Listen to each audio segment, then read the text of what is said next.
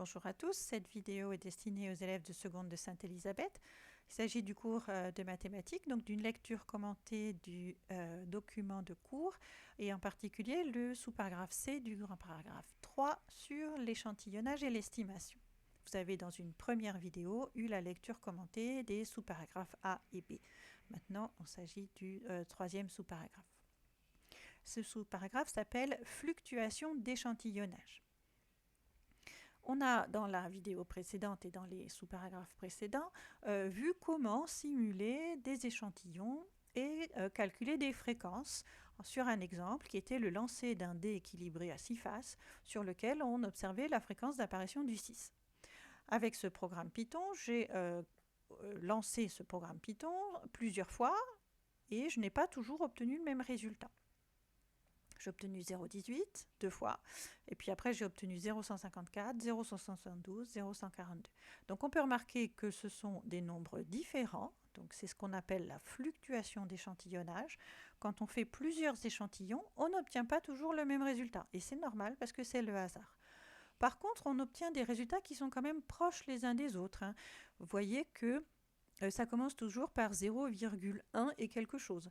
J'obtiens pas un coup 0,5, un coup 0,8, un coup 0,3. Ça reste proche les uns des autres. Ça s'appelle la loi des grands nombres. On en a déjà parlé plusieurs fois. Voilà un petit graphique qui illustre cette fluctuation d'échantillonnage. En abscisse, vous avez le numéro de l'échantillon et en ordonnée, vous avez la fréquence qui a été donnée par le programme. Et chaque petit point bleu ici correspond à un échantillon.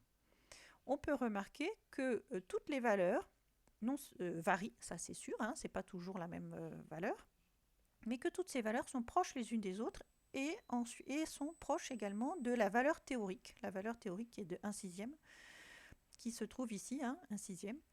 Et c'est comme s'il y avait une espèce de valeur minimale et une espèce de valeur maximale qui contiennent tous les résultats de ces échantillons.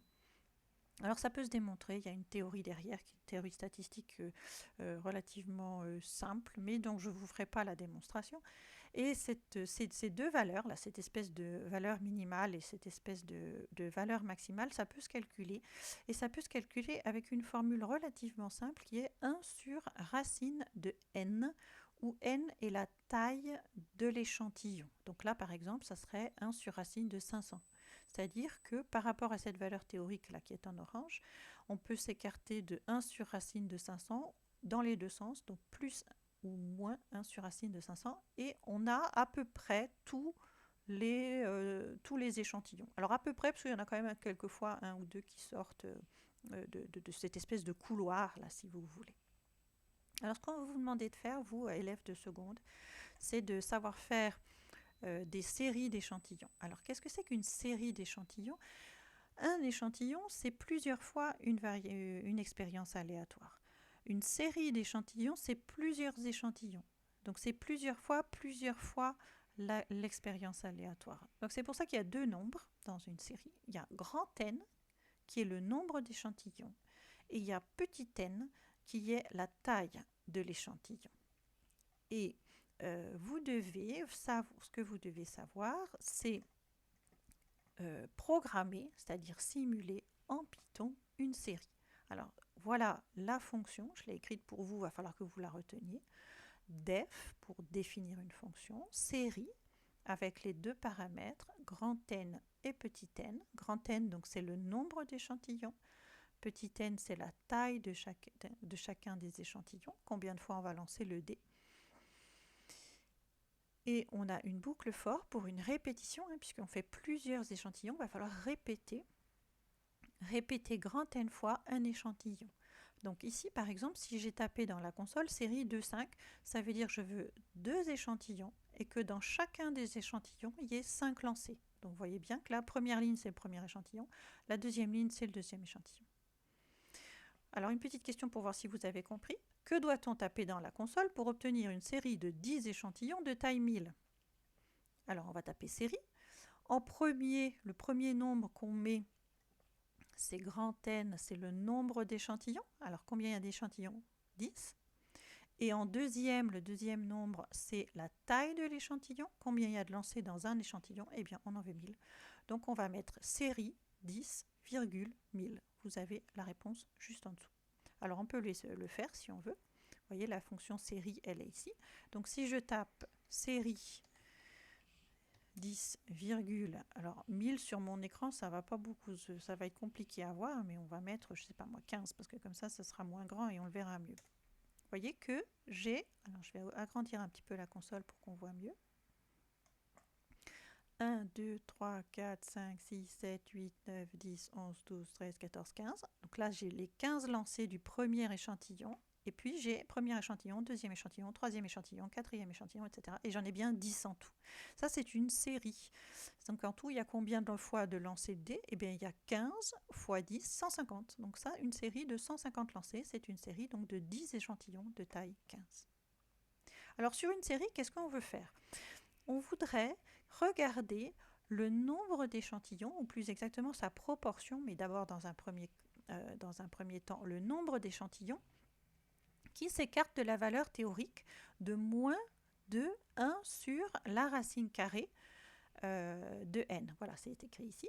La valeur absolue de la probabilité théorique, donc ici dans notre exemple, c'est 1/6, moins la fréquence sur l'échantillon, cette valeur absolue est inférieure à 1 sur racine de n, qui correspond donc à cette valeur maximale et cette espèce de valeur maximale et cette espèce de valeur minimale qu'on a vu tout à l'heure sur le graphique.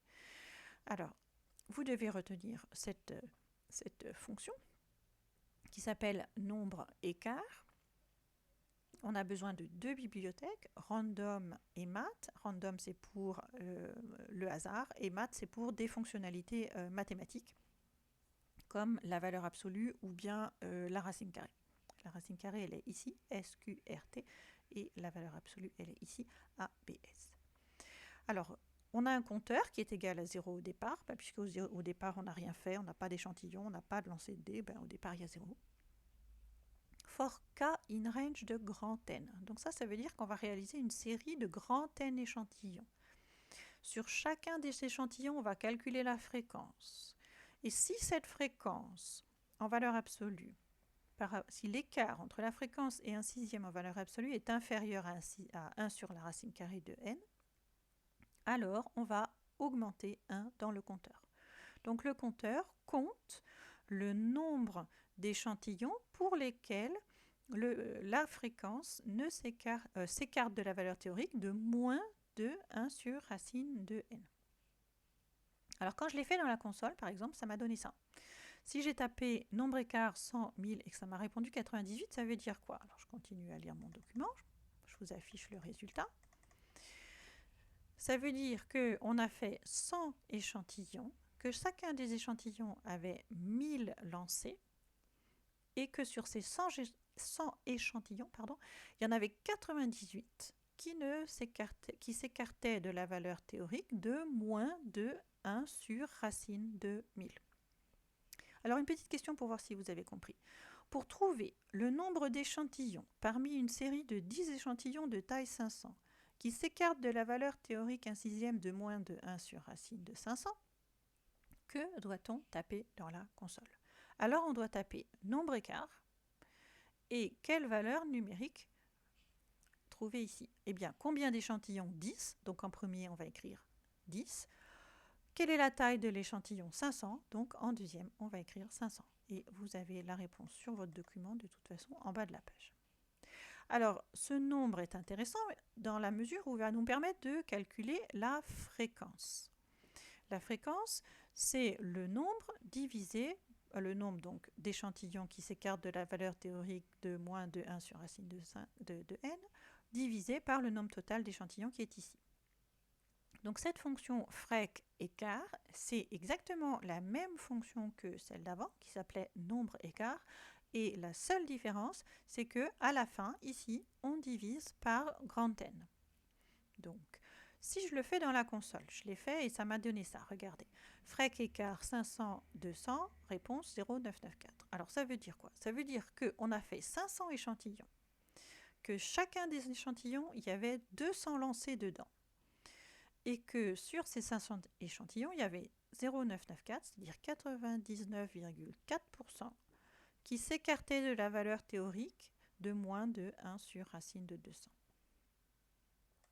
Une petite question, et ça sera la fin du cours. Une petite question pour voir si vous avez compris. Si je tape FREC écart 100 2000 et que ça me répond 0,98, qu'est-ce que ça veut dire?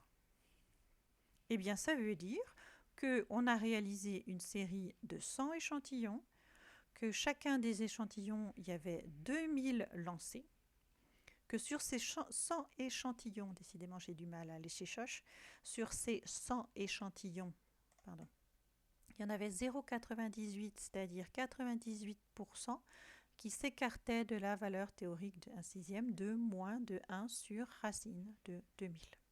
Vous avez la réponse en bas de la page. Voilà, si vous avez encore 3 secondes, je vous montre sur Python. Donc, on peut taper FREC écart. Par exemple, je voudrais une série de 20 échantillons, chacun de la taille 1000. J'appuie sur Entrée, ça me répond 1. Bon, bah ça veut dire qu'il y avait 100%. Alors, c'est pas forcé que ça donne 100% à chaque fois. Ah, mais si, là, une deuxième fois, ça me donne 100%. Mais là, une troisième fois, ça me donne 95%. Vous voyez, c'est pas toujours le même résultat parce que ça varie. C'est la fluctuation d'échantillonnage. Quand vous faites des expériences aléatoires, même si vous faites la même expérience aléatoire, tout pareil, bah, ça donne pas toujours le même résultat. Je fais une quatrième fois juste pour le fun.